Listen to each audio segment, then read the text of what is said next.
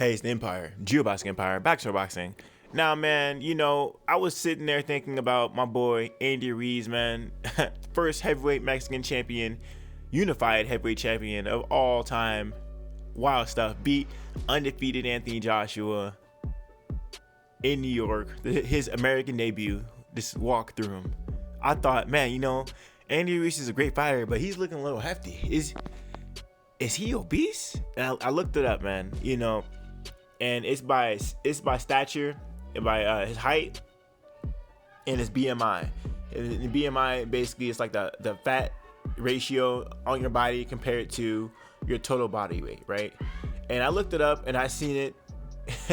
So Andy Ruiz being 6'2", and I looked up the weight for the Anthony Joshua fights, both of them, and it turned out Andy Ruiz is obese.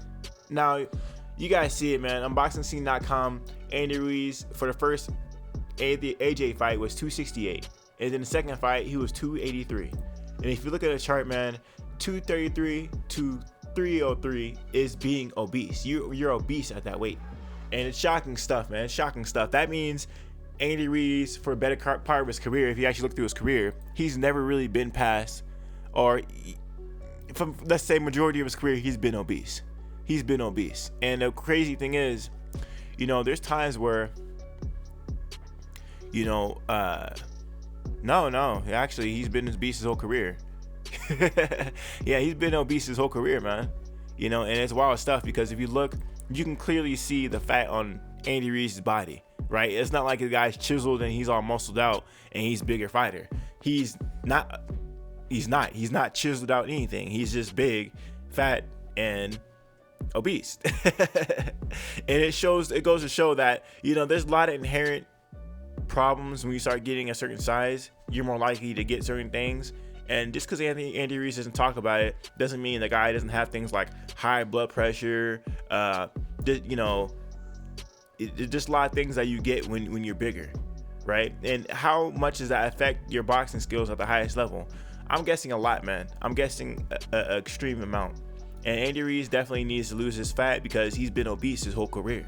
And it's not just a build type thing, because the guy eats a lot. And you can tell because of the massive weight gain in between the Anthony Joshua fights, right? That means the guy wasn't depressed. He was living life good. And, it says a lot to say when you're at the peak of your sport, you gain, close to 20 pounds. This is eating while he's happy. Usually it's a bad thing when you eat when you're sad, as like some kind of coping mechanism. But if this guy gets excited, he goes out with friends and he starts eating like this, it says a lot about the way Andy Ruiz is just raised as far as his eating habits go. No one ever told him to slow down, stop, and he's been boxing, so understand that he has a team behind him. And what you eat is a really big deal in boxing. I mean, that's one of the hardest things in boxing, is staying in shape. And, Andy Ruiz feels like since he's in the heavyweight division, he can eat what he wants, which is just not the case. It's not the case at all. Now, Andy Ruiz has been training with Ray Renenzo, Canelo's trainer. So he has been getting his weight under control.